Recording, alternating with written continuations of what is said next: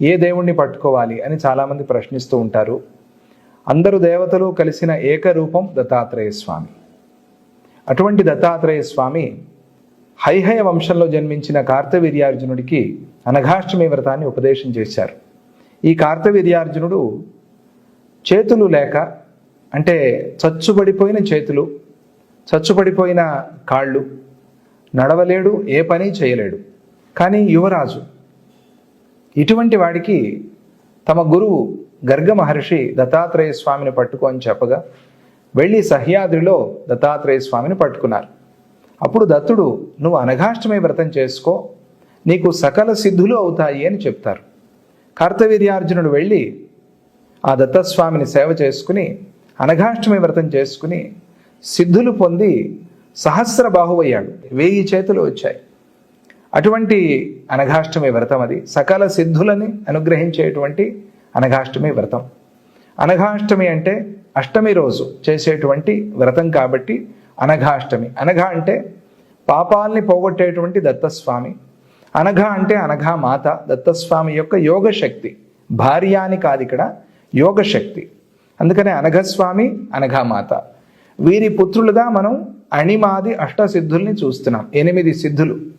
మన ఎన్ని కోరికలున్నా లోకంలో మానవులకు కానీ ఎవరికైనా సరే ఈ అష్టసిద్ధుల్లోనే వస్తాయి తప్ప వీటిని దాటి రావు. ఈ అష్టసిద్ధుల్ని అనుగ్రహించేటువంటిది అనఘాష్టమి వ్రతం. ఈ అష్టసిద్ధుల్ని దాటిన తరువాత కామావసాయిత అంటే ఇంకా కోరికలు లేని ఒక స్థితి. ఆ స్థితికి వెళ్ళిపోయి దత్తస్వామిని పరమాత్మగా పొందుతాడు జీవుడు. అందుకోసం ప్రతి మానవుడికి ఇది చాలా ముఖ్యమైన వ్రతం. ఈ వ్రతాన్ని కార్తవీర్యార్జునుడికి ఉపదేశం చేశాడు. కార్తవీర్యార్జునుడు చేశాడు, రాజ్యాన్ని పొందాడు, మహారాజు అయ్యాడు. అందరికీ కూడా తెలుసు కార్తవీర్యార్జునుడి గురించి. తరువాత అది జరిగింది కృతయుగంలో. ఆ తరువాత త్రేతాయుగంలో ఎంతోమంది మహాత్ములు ఈ వ్రతాన్ని చేశారు. రాముడు కూడా దత్తస్వామిని పట్టుకున్నారు. అలాగే ద్వాపర యుగంలో కృష్ణుడు యుధిష్ఠిరుడితో ఈ వ్రతం చేయించాడు, అనఘాష్టమి వ్రతాన్ని. ఆ తరువాత కలియుగంలో ఈ వ్రతాన్ని మర్చిపోయారు అందరూ కూడా. దత్తావతారంగా గణపతి సచ్చిదానంద స్వామిజీ వారు వచ్చి ఈ శతమానంలో స్వామిజీ వారు చేసినంత దత్త ప్రచారం ఇంకెవరు చేయలేదు అని చెప్పవచ్చు మనం. అంత ప్రచారం చేసి ఈ అనఘాష్టమి వ్రతాన్ని లోకానికి అందించారు స్వామిజీ. 85లో దత్త దర్శనం అనేటువంటి సినిమా తీసి అందరికీ దత్త తత్వాన్ని తెలిపి దేశం నలుమూలల దత్త ప్రతిష్ఠ, 16 దత్తక్షేత్రాలు అనే పేరుతో 16 క్షేత్రాలు ప్రతిష్ఠ చేసి, నవనాథ క్షేత్రాలు ప్రతిష్ఠ చేసి, పాదుకా క్షేత్రాలు ప్రతిష్ఠ చేసి 85లో దత్త దర్శనం అనే సమగ్రమైన గ్రంథాన్ని లోకానికి అందించి, ఆ దత్త దర్శనం ఒకటి పట్టుకుంటే దత్తతత్వం అంతా అర్థమవుతుంది.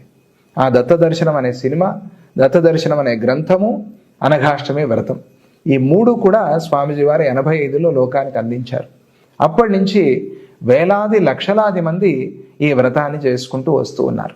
ఈ వ్రతం చేయటం వల్ల సమస్త కష్టాలు పరిహారం అవటమే కాకుండా మనశ్శాంతి, మనోబలం, మనస్థైర్యం అది చాలా ముఖ్యం. ఈ కాలంలో యువతి యువకులకి, పిల్లలకి, పెద్దలకి అందరికీ కూడా మనశ్శాంతి, మనస్థైర్యం అనేది కావాలి.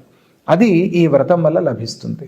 సమస్త కోరికలు తీరి ఆ తరువాత కోరికలు తీర్చుకుని ఏదో మనం సుఖంగా ఆనందంగా అనుభవిస్తూ ఉందాం అనేది కాకుండా సమాజానికి మన వంతు సేవ మనం చేయాలి అనే బుద్ధిని కూడా దత్తాత్రేయ స్వామి కలిగిస్తాడు. అది ఈ వ్రతంలో ఉండేటువంటి విశేషత.